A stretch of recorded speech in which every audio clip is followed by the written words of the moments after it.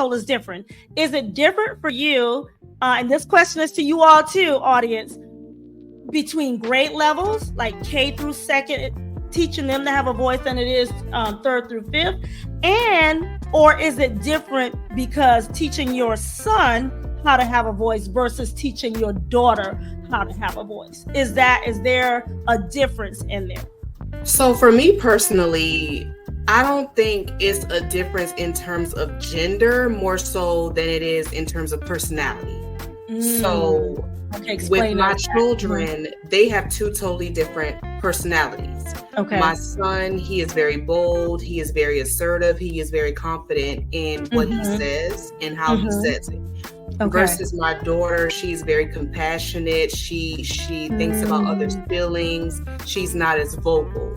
So for me, it's not necessarily the age difference or the grade. I think it's more so the personality difference. So those are my challenges whenever I'm teaching them how to have a voice effectively. My teachings are different depending on the child that I'm speaking to at that particular moment. Wow. So, okay, that is good. So it is not necessarily like in your family, not by gender or by grade. It's more so their personality. And can you share a little bit what you were sharing when we were talking? You were saying that with your daughter, the things that you have to teach her, because you said that she reminds you a lot of yourself. Yes. So my daughter, she is honestly and truly your academic scholar. She excels in school. And for me, that was also me in school. However, we are also very reserved. We are very quiet. We are very observant, but we're not vocal in terms of standing our ground and communicating.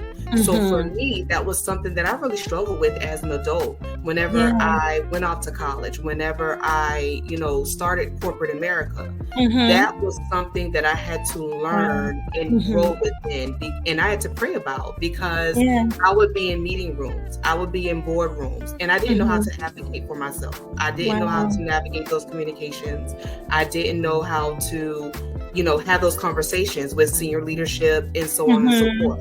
So for me, I had to take a deep dive into that and know this started as a child, because I was, that child that was, seen and not heard, right? I was that child in the background. I was that child you never had to worry about.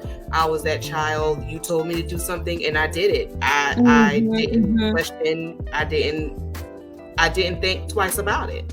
And my daughter, I see that in her, and I'm like, whoa, like I need to get a handle on this now, because you are going to become an adult and you need to know how to have communication.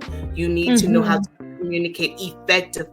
At the end of the day, for us, we communicate on a spectrum. So either we don't communicate at all, or when we communicate, it's here.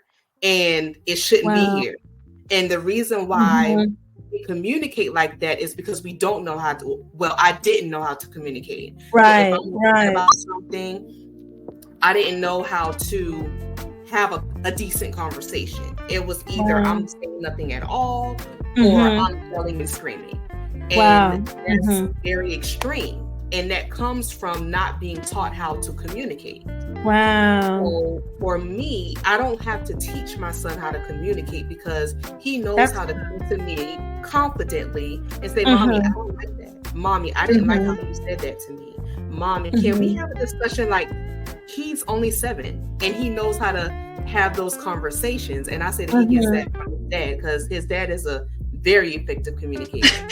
But for my daughter, for me and her, we're still learning, and we're learning together. And that's why I said that it has a lot to do with your personality, not necessarily your age or your gender.